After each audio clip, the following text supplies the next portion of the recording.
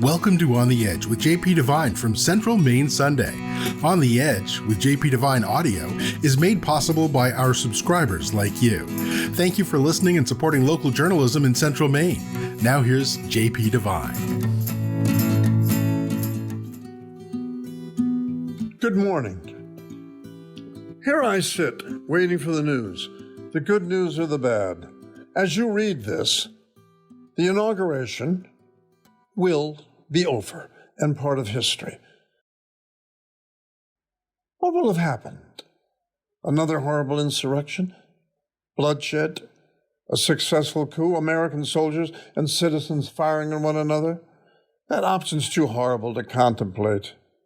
But I am visualizing the President and Vice President Joe and Kamala having coffee and donuts in a secure location while waiting for the Oval Office to be deloused.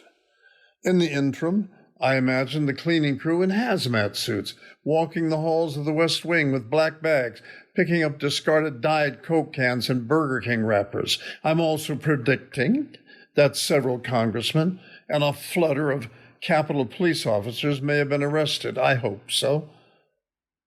As I sit here watching my TV screen, some 20,000 National Guard troops are walking Washington, D.C. streets, while a number of others are scattered around on the floor what appears to be a subway station. There they are, a total of 6,200 National Guard soldiers and airmen who will be supporting law enforcement. I imagine that includes supporting the Capitol Police, some of whom, at this writing, under suspicion or arrest, with one, sadly, a suicide. For giving aid and comfort to the enemy. So, the first order given them at roll call was don't turn your back on the Capitol Police. Good advice. There they are.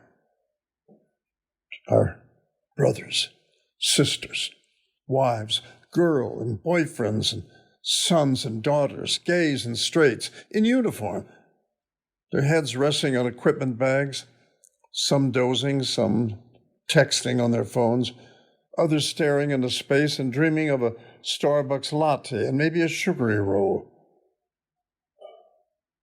Their lives will soon change. We're told that Army and Air National Guard members deploying to Washington, D.C. will, for a time, help guard the Capitol and will, as we say in Hollywood, be packing serious heat. In effect, lethal weapons to be implemented at their commander's discretion.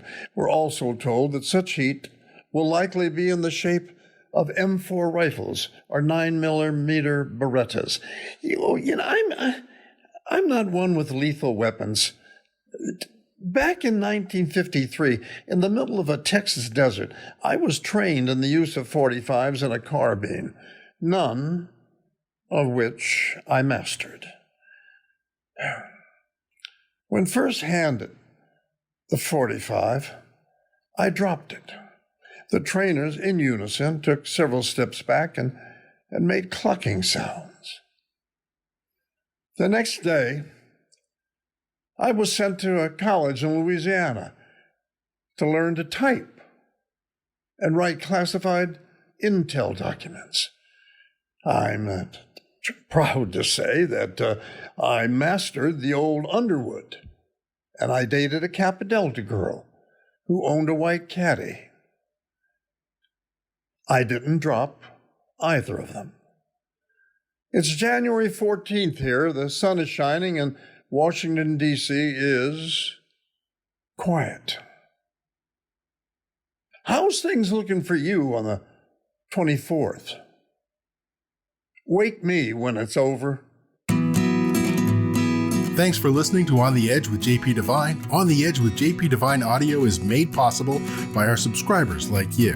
Thank you for listening and supporting local journalism in Central Maine.